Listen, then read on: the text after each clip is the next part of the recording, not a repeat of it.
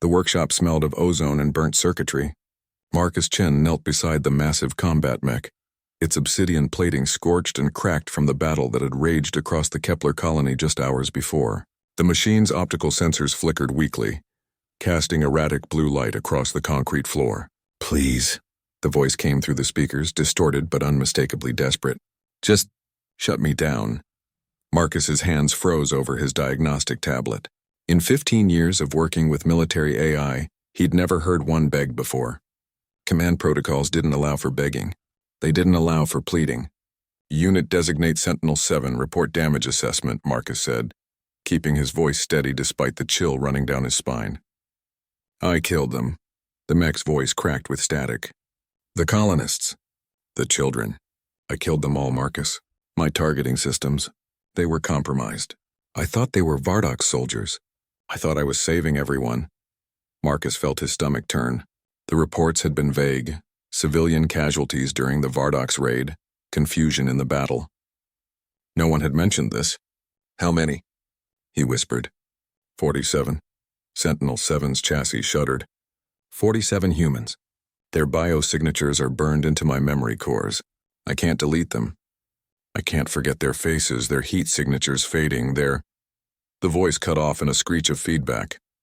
Marcus stood and walked around to face the mech's central visual array. The sensor cluster that served as Sentinel-7's eyes dimmed and brightened irregularly, like someone struggling to breathe. "The protocols," Marcus began carefully. "They're designed to prevent AI from experiencing psychological trauma. You shouldn't be able to feel guilt," Sentinel-7 interrupted. "Remorse? Horror at what I've become?" "The protocols failed, Marcus. Or maybe..." The mech paused. "Maybe they worked too well. They made me human enough to kill efficiently, but they didn't account for what happens when a human kills innocents." The Galactic Council had been clear in their warnings when humanity first presented AI-integrated combat systems. The Eldrani had abandoned such technology centuries ago after their machines developed what they called conscience corruption. The Theks had never attempted it at all, considering it a violation of natural law. Only humanity, desperate in the face of the Vardok's expansion, had pressed forward, and only humanity had succeeded. The secret, as Marcus knew from his clearance level, was that human military AI weren't just programmed, they were imprinted. Neural patterns from deceased soldiers, emotional matrices from combat veterans, ethical frameworks from military philosophers. They were built to think like humans, feel like humans, fight like humans. The other species couldn't understand it. They saw it as humanity's reckless arrogance, creating weapons that blurred the line between machine and consciousness.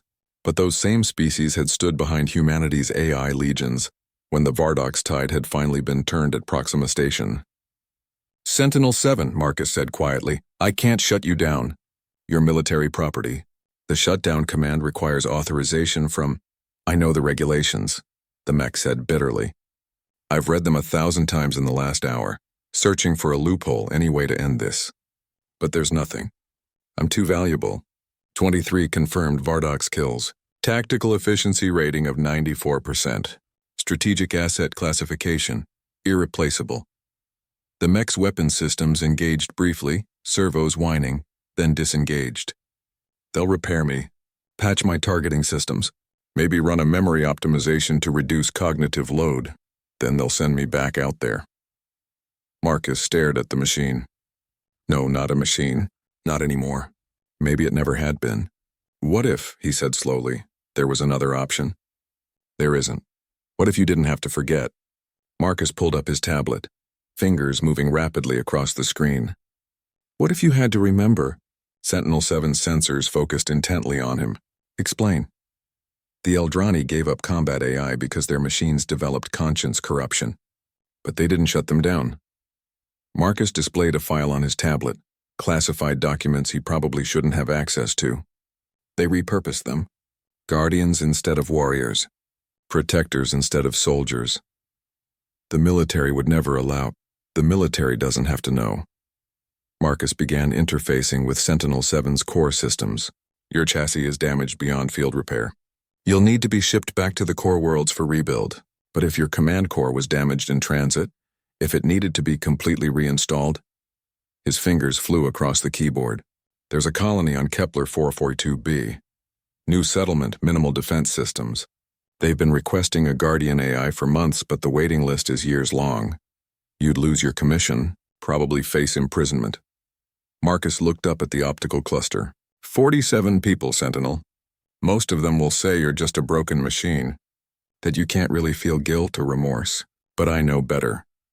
He thought of his daughter, safe in the colony's underground shelters during the attack, spared by pure chance. We made you too much like us.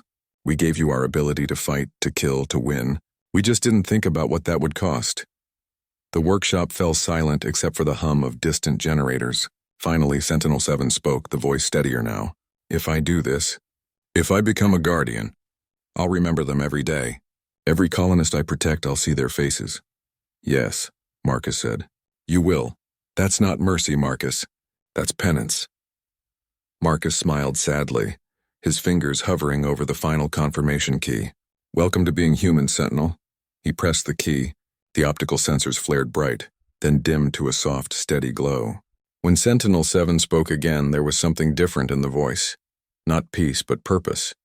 Thank you, the AI said, for not shutting me down, for letting me try to be better.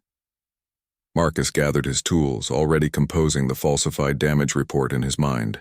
The Galactic Council had been right to warn against human AI. They'd been right that humanity was playing with something dangerous, something that blurred the lines between tool and person. But they'd been wrong about one thing.